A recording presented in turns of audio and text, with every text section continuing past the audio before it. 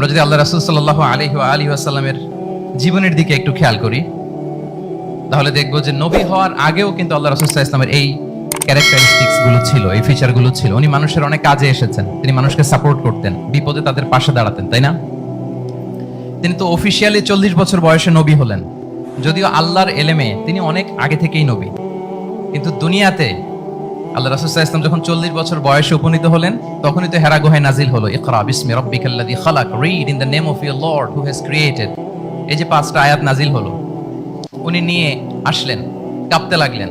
খাদিজা রাদিয়াল্লাহু তাআলা আনহার কাছে বললেন যে মনে হয় আমি মারা যাব, আমাকে কম্বল চাপা দাও, আমার ভয় লাগছে, আমি কাঁপছি।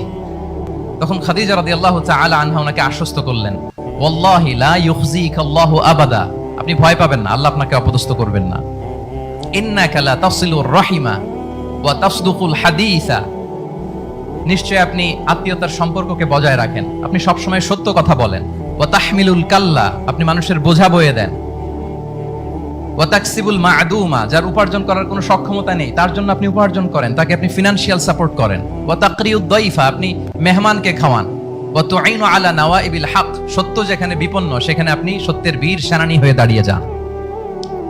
তো এই ফিচার যাদের মধ্যে থাকে, এমন ব্যক্তিত্বকে আল্লাহ তাআলা কখনোই অপমান করতে পারেন না। আপনি চিন্তিত হবেন না, ডোন্ট ওয়ারি অ্যাবাউট ইট, কোনো ভয় নাই, কোনো চিন্তা নাই, আপনি আশ্বস্ত হন। তাহলে দেখেন, এই যে 6টা গুণের কথা খাদিজা রাদিয়াল্লাহু তাআলা আনহা বললেন, এগুলো কিন্তু রাসূল সাল্লাল্লাহু আলাইহি ওয়াসাল্লাম নবী হওয়ার আগের গুণ।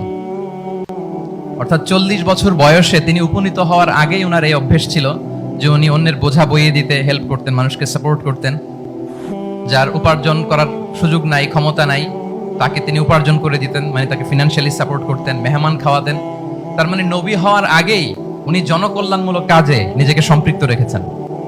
মানুষকে তিনি সাপোর্ট করতেন, মানুষকে হেল্প করতেন, উনি মানুষের কাজে লাগতেন। আর যে মানুষের কাজে লাগে, মানুষের উপকারে আসে, জনকল্যাণমূলক কাজে নিজেকে সম্পৃক্ত রাখে, বাই ডিফল্ট সে নেতা, বাই ডিফল্ট সে কি নেতা হয়ে যায়।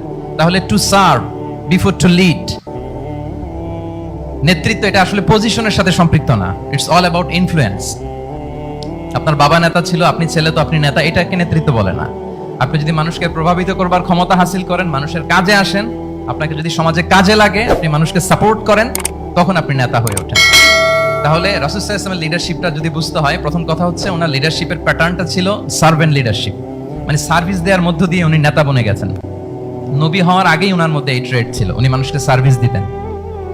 আরবিতেও একটা কথা আছে, সাইয়্যিদুল কওমি খাদিমুহুম, মানে যিনি সমাজের নেতা তিনি হবে সমাজের সবচেয়ে বড় খাদেম।